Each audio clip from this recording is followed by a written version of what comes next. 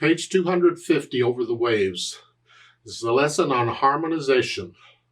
They're giving us a melody, a key signature and a time signature, and the name of the chords above the staff. And we get to make up the accompaniment, although they're sort of telling us what pattern to use. That's a suggestion as far as I'm concerned, but we'll see. The first thing I would like to do is hear the melody. I just want to know what it sounds like. It's in 3/4 time and a key of G major. Okay. And it's 1, 2, 3, 1, 2, 3, 1, 2, 3, 1. At the end of the line, I use a 1, 2, 4. You can use a 1, 3, 5 if you'd rather. I don't care. Just play it. 2, 3, 1, 2, 3, and then they want you to scrunch up the third finger. Oh, that's a little awkward. I would rather just reach up and use fourth finger. Here, to me, reaching up here to fourth is less awkward than going 5 to 3. Pick one. I don't care, but I'm going to go. And then 3. And that E sharp now is an F on a piano. Remember that. Anyway, the third line is similar to the first.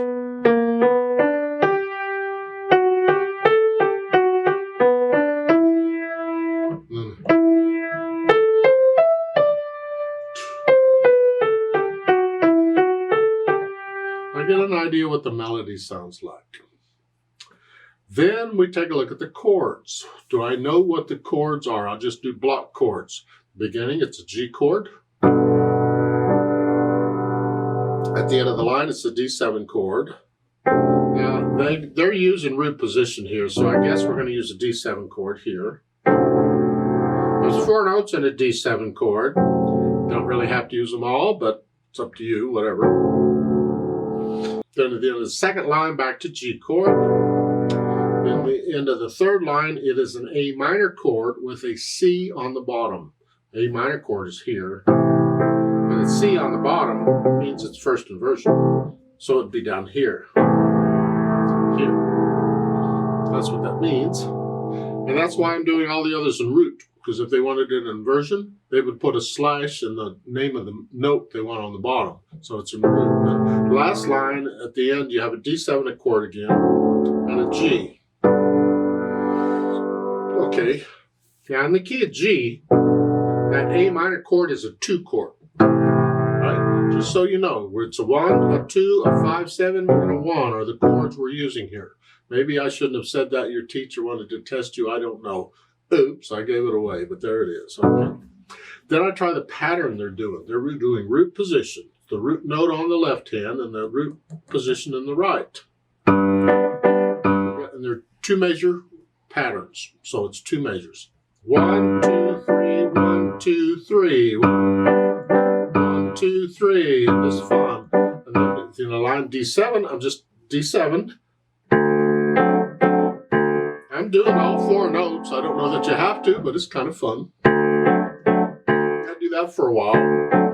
Into the second line, G chord. At the beginning, if I'm going to go down to the D7 here, I'm going to use second finger on the G, not thumb, not little finger. If I use little finger, that means when I go to the D7 chord, I'm coming up here. And I'm not playing all the notes here because I don't want to be up here. Because the melody's up here. I don't want to be playing the same notes the melody's playing if I can help it. So if I do that, I'm just doing those. And even there, I'm playing the same notes the melody's playing there for measures 9 and 10. But it doesn't last very long. Okay. Anyway, I go down. And you don't have to play that. I mean, in my opinion, you could do other versions for the right hand to stay away from the melody notes. Because in measures 9 and 10, you have that. These notes, and I don't want to be playing the same notes there, so I could come down here and do it. For at least for a measure or 2, and then come up. That's it. Yeah. And then at the end of the third line, the A, well, it's here. Here. Now this, see, that's the melody. You're right in here. So I don't want to be doing here. So maybe I just do that. Maybe I'll just do the first inversion for the right hand. So I'm trying to make the chords and the harmony, the accompaniment, sort of go along with what the melody is doing, and I want to stay away from the notes the melody is using. If I can, I give those notes to the melody, and I'll use other notes. No rule says you have to do that. You can be right there where the melody is and fight over the same notes. I don't know. It's a personal thing.